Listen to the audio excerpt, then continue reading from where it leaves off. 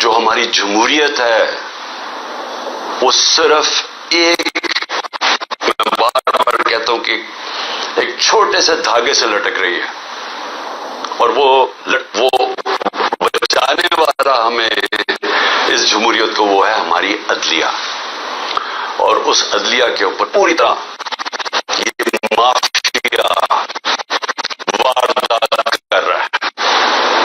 تو میں پہلے تو اپنی قوم کو صرف یہ کہنا چاہتا ہوں کہ اپنے عدلیہ اور اپنے آئین کے ساتھ جڑ کے کھڑے ہو جائے، کیونکہ کہیں انہوں نے یہ جو مافیا، میں مافیا کا لفظ استعمال کر رہا ہوں کہ بچا رہا ہے، کوئی اپنی کرسی بچا رہا ہے، لیکن ان کو فکر نہیں ہے کہ وہ ڈوبتا جا رہا ہے۔ تو یہ ایک راستے میں جو عدلیہ ان کو روک کے رکھا ہوا ہے، اور جس کی وجہ سے میں آج یہاں بیٹھا ہوا ہوں، اس کے اوپر اب پوری واردات ہے۔ یاد رکھیں نواز شریف نے جب 2/3 اکثریت لے لی تو اس کے راستے میں صرف اس نے دیکھا عدلیہ ہے، ایک چیف جسٹس، ایک ایماندار دیانتدار چیف جسٹس، تو اس نے اس کو گوارا نہیں کیا، حملہ کیا سپریم کورٹ کے اوپر، اور ڈنڈوں سے چیف جسٹس کو، یعنی کبھی ایسی دنیا کی جمہوریت میں ایسا مناظر نہیں ہوئے کہ ڈنڈے مار کے اس چیف جسٹس کو اور ڈرا کے اس کو بگایا، اور پھر پیسے چلائے، بریف کیس جو مافیا آپریٹ کرتا ہے، یا ایلیمنیٹ کرتا ہے اور یا پھر خریدتا ہے۔ تو آزاد عدلیہ کو اس نے تباہ کیا، اور جب آزاد عدلیہ جاتی ہے تو یہ یاد رکھیں کہ اس ملک میں آپ کی آزادی چلی جاتی ہے، کیونکہ آزاد عدلیہ آئین کے مطابق آپ کے جو بنیادی حقوق ہیں، فنڈامنٹل رائٹس ہیں، ان کی حفاظت کرتی ہے۔ میں یہ بار بار آپ کو اس لیے بتاتا رہتا ہوں، میں خاص طور پہ جو مجھے امید ہے اپنے نوجوانوں سے، کہ آپ کو سمجھنا چاہیے کہ ہم کیوں ساری دنیا ہمارے سے آگے نکل گئی ہے، کیوں ہمارے اتنے برے حالات ہیں۔ بنیادی وجہ انصاف نہ ہونے کی ہے۔ تو میں یہ بار بار آپ کو سمجھاتا ہوں کہ 27 سال پہلے جب میں نے انصاف کی تحریک شروع کی تھی، مقصد ہی یہ تھا انصاف ہوتا ہے، ملک آزاد ہوتا ہے، وہ ملک خوشحال ہوتا ہے۔ جس ملک کے اندر انصاف نہیں ہوتا، نہ وہ آزادی ہوتی ہے، نہ وہ جمہوریت ہوتی ہے، نہ وہ خوشحالی ہوتی ہے۔ تو اس وقت ساری قوم کو کھڑا ہونا چاہیے اپنی عدلیہ کے ساتھ، اور میں ان کا خاص طور پہ شکر گزار ہوں کہ جس طرح انہوں نے قانون کے مطابق جو بوگس کیسز میرے اوپر بنائے ہوئے ہیں، ایک کے بعد دوسرا 145 کیسز بنائے ہوئے ہیں، عدلیہ ایک ہی جگہ ہم جاتے ہیں امید لے کے، اور وہ اللہ کا شکر ہے کہ انہوں نے مجھے جیل میں سے بچایا۔ اس کے بعد میں جو پبلک نکلی، اور میں بات کر رہا ہوں جو پرامن پبلک نکلی، کیونکہ میرے ساتھ جو میرے چاہنے والے، میرے جو ووٹرز ہیں، جو میرے ساتھ جو میرے کارکن ہیں، یہ ہمیشہ 27 سال ہمیشہ ہم پرامن رہے ہیں۔ ہم نے کبھی جتنی بھی ہمارے اشتعال ڈالا جائے، کوشش کی جائے کہ ہم کسی طرح پرووک ہوں اور ہم کچھ غلط کریں، میں فخر سے یہ کہتا ہوں کہ 27 سال کی سیاست میں ہمیشہ ہم پرامن رہے ہیں۔ مجھے 25 مئی کبھی نہیں بھولے گا پچھلے سال، اور جب یہ امپورٹڈ حکومت اور ان کے ہینڈلر جو ہیں، انہوں نے پیچھے سے زور لگایا تھا پولیس کو، کیونکہ ہم نے جب بعد میں مجھ سے پوچھا، کیونکہ ہماری پنجاب میں گورنمنٹ تھی، تو ہم نے پوچھا کہ تم نے حرکتیں کی تھی؟ انہوں نے کہا جی پیچھے سے آرڈر تھے، وہ چڑیا گھر سے آرڈر آتے تھے تو وہ ہمیں حکم کرتے تھے۔ میں کہا تم لوگوں کے گھروں میں 3 بجے گھس کے تم نے جو حرکتیں کی، لوگوں کو اٹھایا، جو مارا، نہ چادر نہ چار دیواری، نہ عورتوں کی پرواہ کی، تو میں نے ان سے پوچھا کہ کیا آپ کو کوئی شرم نہیں آئی؟ کوئی آپ کا تو کام ہے قانون کے مطابق چلنا۔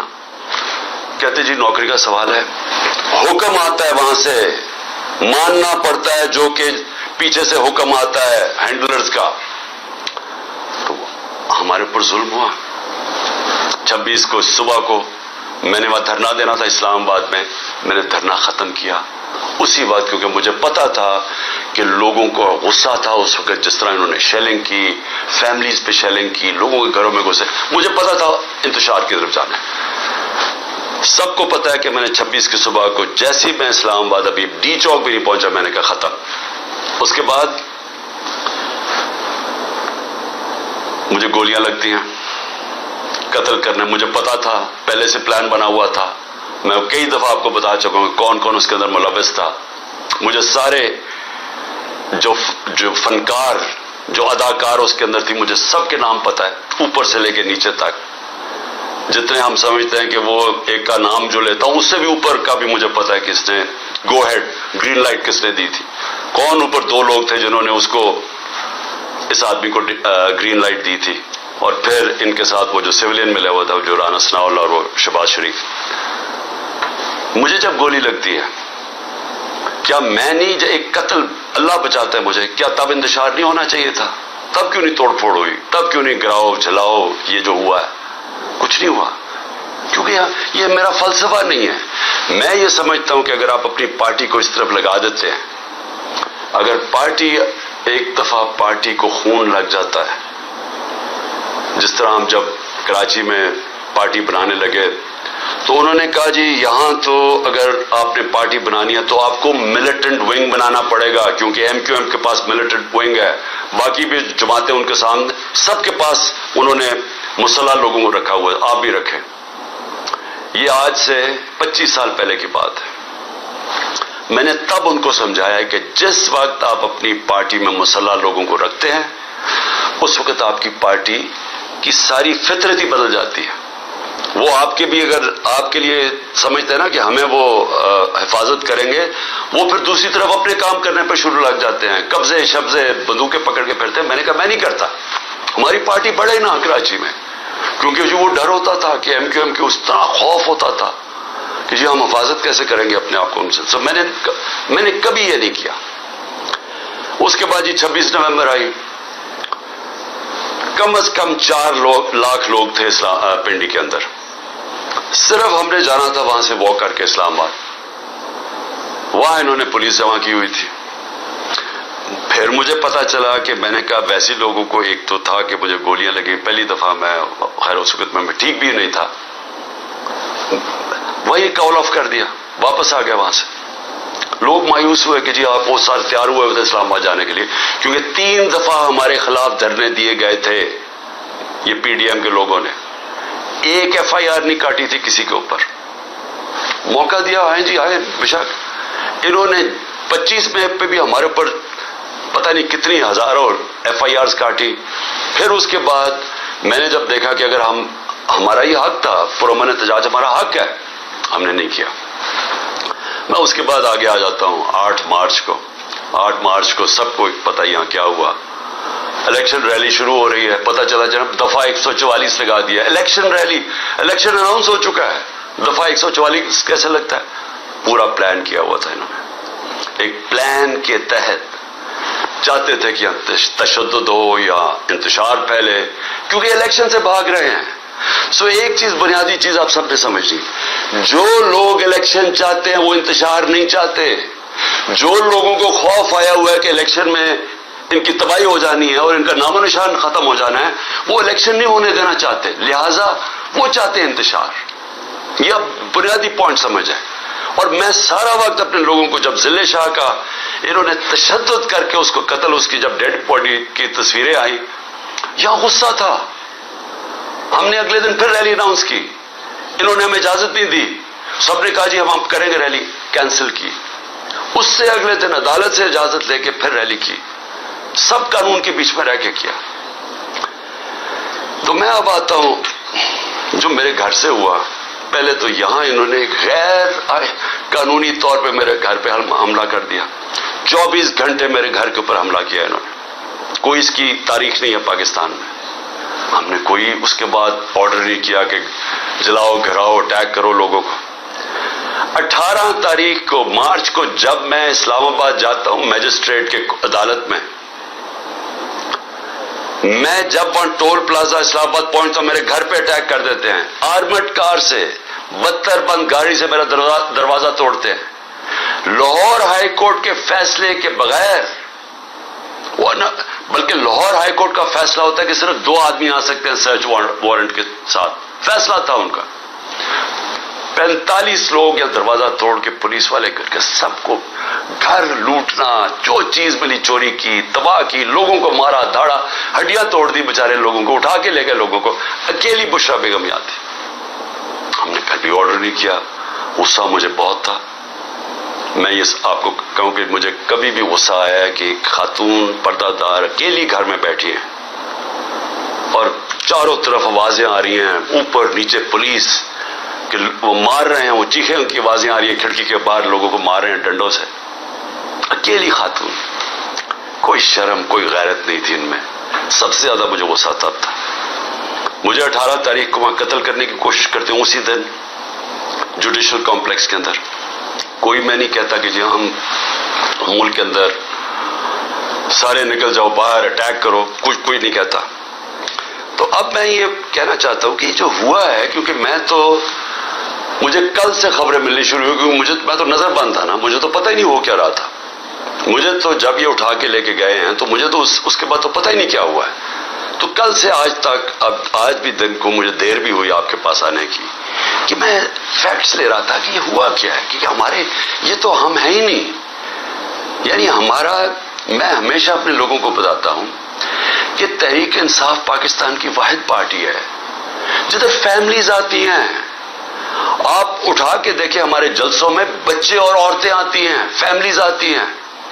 کبھی کسی پارٹی کے پاس آئی ہیں، سیپریٹ عورتوں کا انکلوژر ہوتا ہے، فیملیز کا بھرا ہوا ہوتا ہے، بلکہ وہ سب سے زیادہ بھرا ہوا ہوتا ہے. تو ہم چاہیں گے انتشار. اگر ایک پارٹی کی کال پہ پہلی دفعہ پاکستان کی تاریخ میں اس تعداد کے اندر خواتین نکلتی ہیں تو آپ انتشار چاہیں گے. تو میں نے تو ان سب کو کہا ہوا ہے کہ ہمیشہ وہ چیز کرو، انتشار سے بچو. ہم نے کبھی انتشار میں نہیں پڑنا. تو جو پھر میں آہستہ آہستہ مجھے اب چیزیں سامنے آ رہی ہیں، تو میں اس لیے آپ کے سامنے تھوڑی مجھے دیر بھی ہوئی. تو پہلے تو میں ذرا بتانا چاہتا ہوں کہ میں نکلنے سے پہلے، جب میں اسلام آباد نکلنے لگا تھا، مجھے پتا تھا انہوں نے کرنا، حالانکہ میرے اوپر کوئی کیس نہیں تھا، سب بیلز تھی. لیکن یہ اتنے بدنیت اور گھٹیا لوگ ہیں، اور 145 کیسز تھے، سب میں بیلز تھی. مجھے یہ خبر مل گئی کہ انہوں نے مجھے پکڑنا. میں یہ چاہتا ہوں کہ پہلے دیکھ لیں کہ میں نکلنے سے پہلے کیا کہا تھا اور پھر میرے سے ہوا کیا. یہ جو آج میں جا رہا ہوں، وہاں کوئی پولیس اور رینجرز اور ایف سی اتنی بڑی فوج لانے کی، ملک کے پیسے ضائع کرنے کی کوئی ضرورت نہیں ہے. اگر کسی کے پاس وارنٹ ہے، سیدھا میرے پاس وارنٹ لے کے آئے، میرے وکیل ہوں گے. جیل میں ڈالنا ہے، میں تیار ہوں جیل میں ڈالنے کی، جانے کے لیے. میں جیل میں جانے کے لیے تیار ہوں.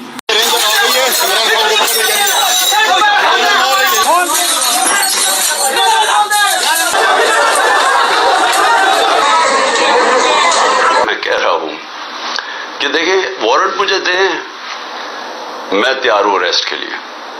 میں قانون کے اوپر چلنے والا ہوں، لیکن مجھے وارنٹ دکھائیں. جو انہوں نے وہاں کیا، فوج نے، رینجرز فوج کا حصہ ہے، ساری دنیا کے سامنے یہ جو آپ نے ابھی دیکھی، ساری دنیا میں یہ چلی. آرام سے ہم بیٹھے ہوئے اندر، شیشے توڑ کے اس طرح اٹیک کیا اندر جس طرح کوئی پاکستان کا سب سے بڑا دہشت گرد اندر بیٹھا ہوا تھا. میں حیرت میں بیٹھا ہوں کہ یہ کر کیا رہے ہیں. کہ ہم نے کبھی کہا ہے کہ اگر آپ ہمیں وارنٹ دکھائیں، لیکن وہ رینجرز کا کیا کام تھا؟ یہ تو پولیس کو آنا چاہیے تھا. فوج کا یہ کام تھا کرنے کے لیے. اور اس کے بعد دروازے توڑ کے لوگوں کو مارا، زخمی کیا انہوں نے، میرے سر پہ مارا انہوں نے.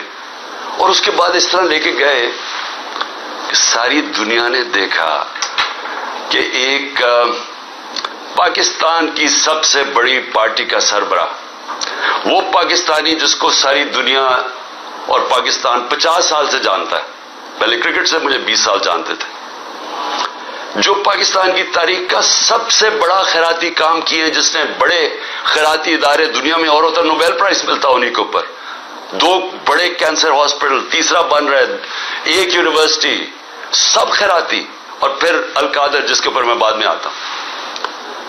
اس کو اس طرح پکڑ کے جس نے اپنی ساری 50 سال کا جو پبلک لائف ہے ایک کرمنل کیس نہیں تھا، تو پچھلے چند مہینے کے اندر 145 کیسز کر دیے، دہشت گردی کے، غداری کے، کہ کسی کو ڈرٹی ہیری کہہ دیا اور سائیکوپیتھ، غداری، ملک سے غداری ہو گئی، جو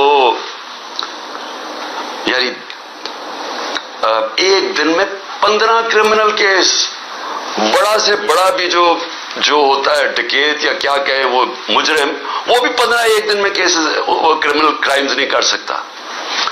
اور پھر اس کے بعد یہ ساری دنیا کے سامنے جو انہوں نے مجھے ذلیل کیا، چلے اللہ کے ہاتھ میں ذلت ہے، لیکن اس کا میسج کیا گئی؟ کیا آپ کا خیال ہے کہ پاکستانی قوم یہ سمجھ جائے گی کہ کیونکہ آپ مجھے اس طرح پکڑ کہ میں واقعی کرپشن میں نے کوئی کرپشن کیا ہے؟ اور میں یہاں سب کو بتانا چاہتا ہوں کہ میرے اوپر کیس کیا تھا، یہ ذرا سمجھ جائے کیس کیا تھا۔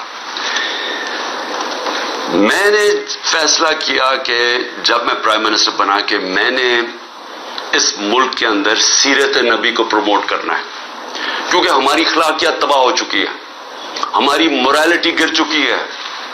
مورالٹی گری ہوئی ہے تو اس طرح کے چور و چکے سارے ملک کے اوپر بیٹھے ہوئے ہیں، ایک سے ایک بڑا مجرم جرائم پیشہ آدمی آج ملک کے اوپر بیٹھ گیا ہے۔ تو جب آپ کی ملک کی اخلاقیات ختم ہوتی ہے، ملک تباہ ہو جاتا ہے۔ میرا القادر یونیورسٹی کا مقصد بنانے کا تھا کیا کہ اس ملک کے اندر ایک نئی لیڈرشپ پیدا ہو جو کہ سیرت نبی کے اوپر، جو دنیا کی تاریخ کا سب سے عظیم لیڈر تھے، ان کی کوالٹیز آئیں ان کے اندر، کہ وہ کیا ان کے اندر کوالٹیز تھی کہ انہوں نے ساری دنیا کا نقشہ بدل دیا، اور کیوں اللہ حکم کرتا ان کی سنت پہ چلو۔ آپ کو پتہ ہے کہ اس وقت میں ایک کینسر ہاسپٹل جس کا خسارہ 9 ارب روپیہ ہے ہر سال کا، 75% کینسر کے مریضوں کو مفت علاج دینے کا، پشاور میں دوسرا کینسر ہاسپٹل، کراچی کے اندر تیسرا کینسر ہاسپٹل جو کہ سب سے بڑا ہے، جو 30 ارب روپے کا بن رہا ہے، نمل یونیورسٹی چل رہی ہے جو کہ 1000 ایکڑ کے اندر ہے، یہ تو کوئی 300 کچھ کنال ہے، وہ 1000 ایکڑ کے اندر ہے، وہاں بھی 90% بچے نوجوان مفت ڈگریز لے رہے ہیں۔ تو یہ کوشش یہ تھی کہ یہاں بھی ہم ایک سینٹر سیٹ اپ کریں تاکہ لیڈرشپ نکلے پاکستان میں جو ایک صادق اور امین ہو، تو یہ مقصد تھا اس کا۔ یہ ہوتا ہے فیصلہ نومبر میں۔ 15 مئی کو 2019 کو میں اس کی گراؤنڈ بریکنگ کرتا ہوں جا کے ایز پرائم منسٹر۔ یہ ریکارڈ دیکھ لیں۔ کیس یہ کون سا ہے؟ این سی اے کا جو کیس یہ بات کر رہے ہیں جو کیبنٹ میں آتا ہے وہ دسمبر میں آتا ہے، 7 مہینے کے بعد۔